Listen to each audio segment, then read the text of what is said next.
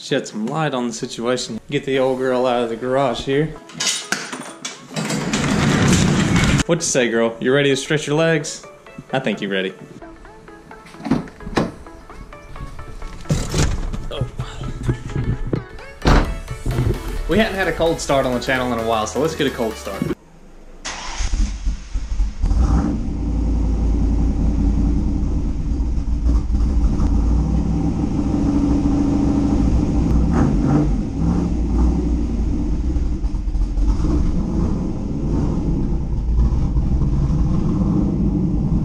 What's going on, guys, and welcome back to another video. So today's video is going to be on the 5 things that I hate about my Mustang.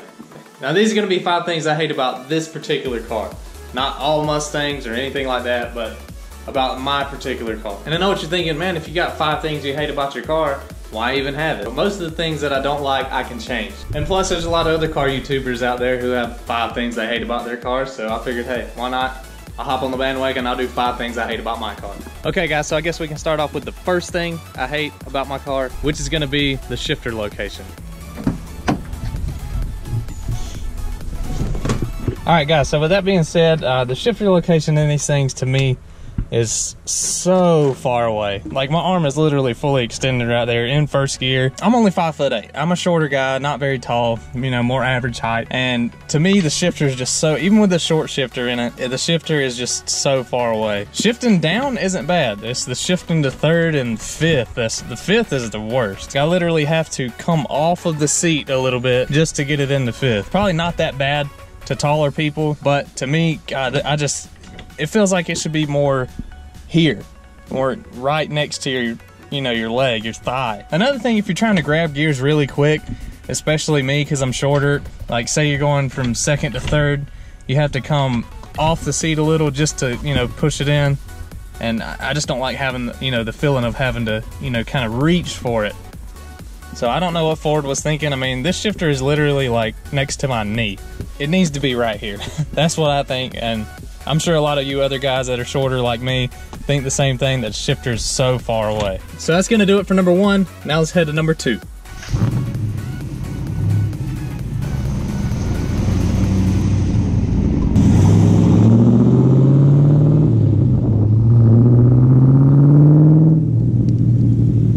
So number 2, guys, number 2 is a big one to me.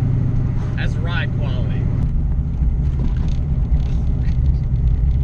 Quality of this thing's really rough. I mean, it rides like a 2-horse wagon. It's got lower end springs on it, so I mean, it sits a little lower. I don't know which kind it's got. It had them when I got the car. It's still really rough. I mean, it rides really stiff, and the car also has a lot of rollover, like a lot of body roll, which is, you know, kind of contradictory, because if the suspension's stiff, you figure it wouldn't have a lot of body roll. But I think it's due to because the car kind of sits up a little high still. Like, even on a decently smooth road, this thing, you can still feel every bump, every crack in the road, every little rock and pebble, you feel it.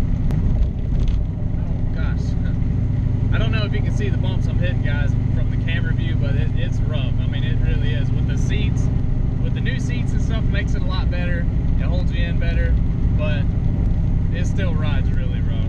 Which is why I'm eventually going to be going with a double adjustable coilover kit. That way, you know, I can adjust compression and rebound and all that stuff like that to make the ride a little better and handle a lot better. And the ride quality on long trips, guys, like say if I drive this thing to Myrtle Beach, which is 4 hours from my house. If I drive it to Myrtle Beach, and you know, by the time I get there, I'm not like beat to death because the car's so rough. It's just, it gets annoying constantly. You hear everything rattle in the car, and it just gets old. But yeah, guys, number 2 is definitely ride quality. The ride quality of this thing sucks. So guys, that brings us to number 3.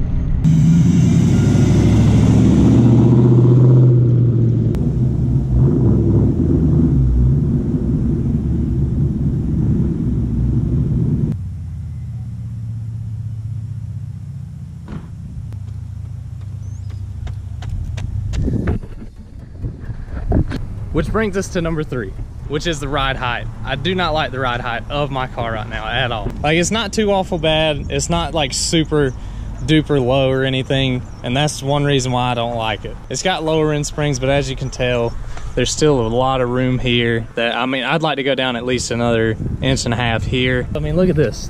This is not acceptable. I can put my whole fist in here. That needs to come down at least 3 or 4 inches. It was lower than this in the front until I put my aluminum heads on it and, you know, dropped a lot of weight. So it raised the front just a little bit. But really not happy with the way this looks, because you see all this room right here, and then you can only get 3 fingers in right here. But the back's lower than the front, and I do not like that at all. You can't really tell it in pictures because I try to get the angles where you can't really see it as much. I definitely hate the ride height of this thing. It just doesn't look aggressive. But like I said, that's gonna be changed with the coilovers I'll eventually be getting as soon as I can and get this thing down on the ground. So guys, that's gonna take us to the 4th thing I hate about my car, which is cup holder location.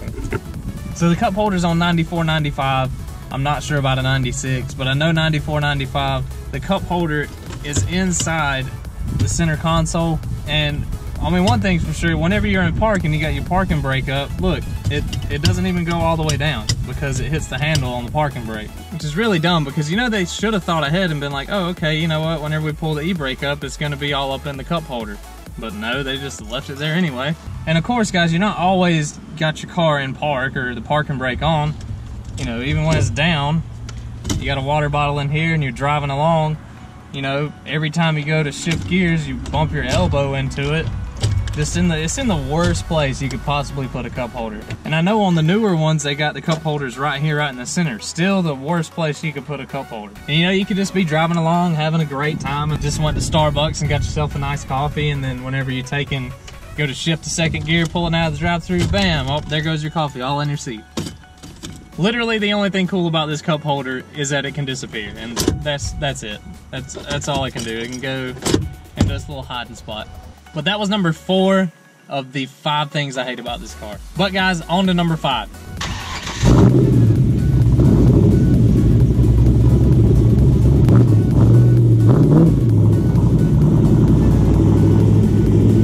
So number 5, guys, is the gas mileage. The gas mileage on this thing is so bad. And I know what you're saying, oh, well, if you wanted something that was good on gas mileage, go get you a Prius. And that's not what it is. Like, I knew the car wasn't going to be that great on gas mileage, but what I didn't know was how bad it was going to be on gas mileage. And it's not good. I think I'm getting like maybe 9-10 miles to the gallon in the city and maybe 16 on the highway. The factory gas mileage on a 1995 Mustang GT was in the city was 15 and 22 on the highway is what they claimed. And combined, you know, around 18 miles per gallon. But now I'm getting, like I say, about 10 miles to the gallon in the city and maybe 16 on the highway. So I lost, you know, 5 miles per gallon in the city and about the same, you know, highway. And that's with a head, cam change, and swapping it to carb. Now I knew carb swapping it, I would lose gas mileage because I can't really fine tune injector speeds and stuff like that, and duty cycles and all that while the car's just, you know, cruising down the road. But I knew it was a sacrifice I was gonna have to make because I can tune the car myself now.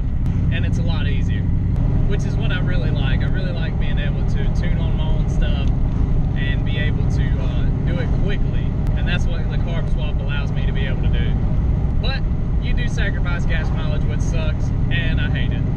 That's gonna do it for today's video, guys. That is the 5 things that I hate about my car. And I'm gonna be honest with you guys, it was really hard to find 5 things that I hate about my car. Like, I had to really like take a notebook and write it down, you know, jot out what I really thought about it. And like I say, guys, just because I have 5 little things that I don't particularly like about the car doesn't mean I don't want the car. I love this car. I do have 5 little things that, you know, I don't particularly like. And guys, if you could leave a comment down below and tell me what you think about my opinions on it. Even if you don't agree with it, hey, leave your comment down below. I'd like to see that as well. And guys, if you did like the video, be sure to smash that like button down below. If you're new here, guys, be sure to scroll around and see my other videos. Hit that subscribe button, hit the notification bell. That way you can stay up to date with all the videos that'll be coming out here soon. But until next time, guys, that's gonna do it. We'll see you later.